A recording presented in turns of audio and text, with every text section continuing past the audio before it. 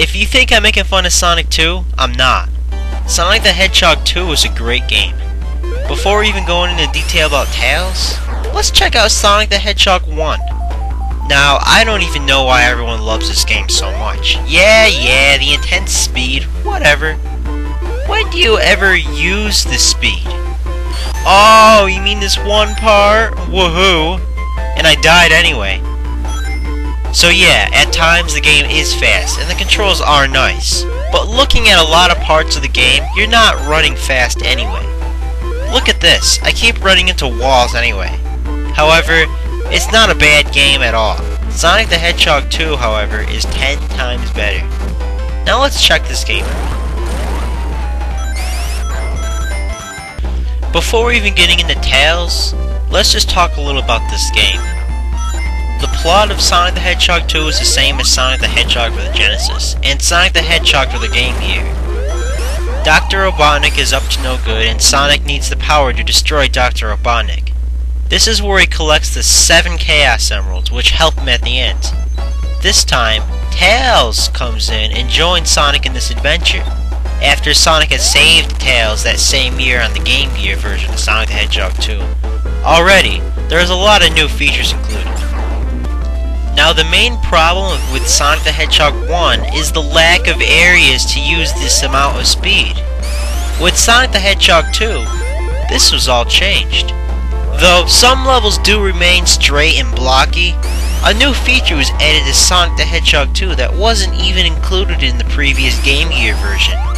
Sonic's ability to spin dash has changed the way gamers played Sonic games.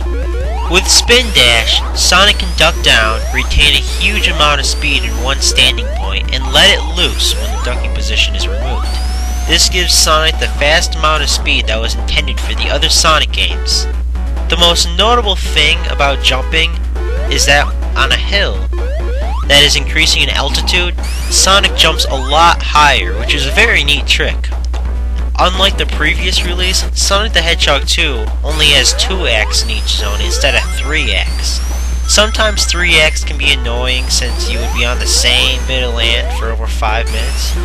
With or without the use of Spin Dash, the speed of Sonic and Tails can be very fast. This can be fast to the point where the player gets confused and has no idea what will happen. For gameplay, Sonic the Hedgehog 2 has the least amount of problems compared to the other versions. Now for Tails. Since Sonic had saved Tails earlier in the year, Tails had decided to help Sonic in the new adventure against Dr. Robotnik.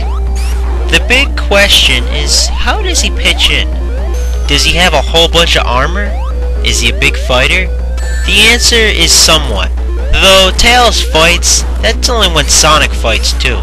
Because Tails in this game is only programmed to follow every move that Sonic does, and to walk at the same spot Sonic is at when they lose range of Sonic. At glance, that sounds cool and interesting, since some enemies that Sonic will damage will eventually get more damage from Tails. Then after playing a little while, Tails can be a waste of room, and the results can be fatal. Since Tails is following Sonic, his movement is going to be a bit delayed.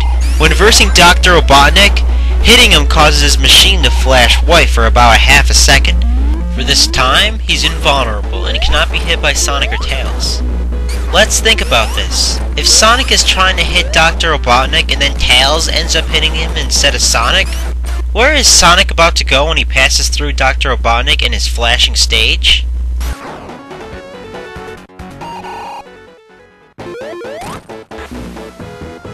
Are you kidding me? What just happened? Okay, let's see that again. So I try to hit Dr. Robotnik, I accidentally arc over him, and instead Tails whacks him.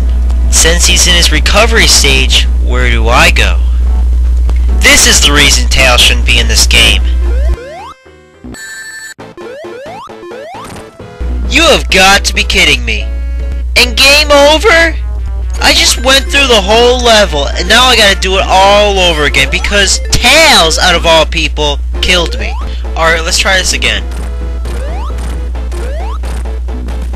Okay, good. That time I was successful.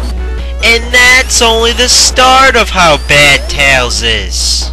Tails just does a really bad job following you. Like, look at this crap!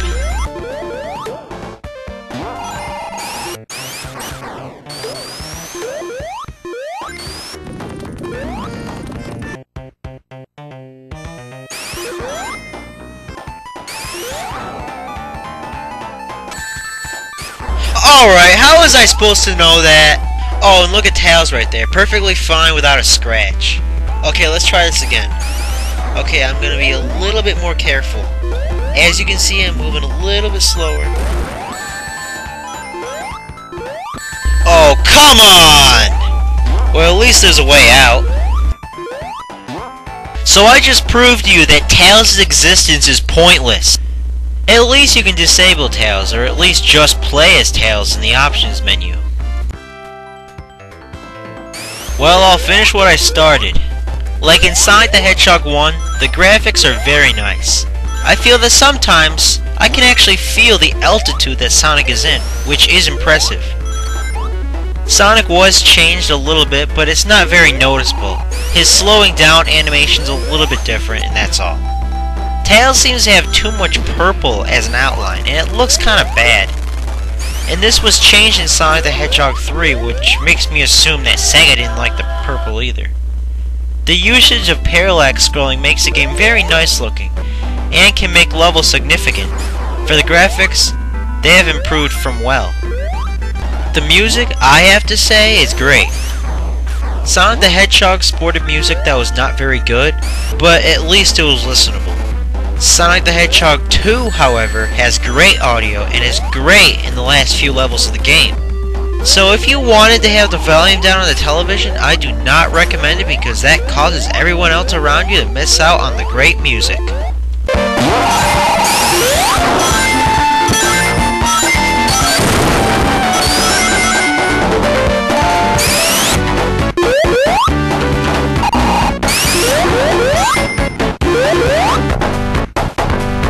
There's also a two-player option where you and your friend can go at it and try to complete the stage at the fastest time, but it's slow and no one ever wants to play. I would say that playing this game is a must, even after beating it for the first time. Getting all the Chaos Emeralds is almost impossible, but this is the first game where collecting all of them will turn you into Super Sonic when you receive 50 rings. It was a nice start by Sega, and it fixed all the mistakes that Sonic the Hedgehog had, and even though Tails could be useless, he was still a good addition to the Sonic series. Even back in Sonic 2 for the Game Gear, where he did nothing but be kidnapped. If you want a good Sonic game, I seriously don't know why this game is not already in your collection. Shame. Overall, Sonic the Hedgehog 2 receives a well-deserved 10 out of 10 for its fast gameplay, nice graphics, and the addition of Tails. Bravo!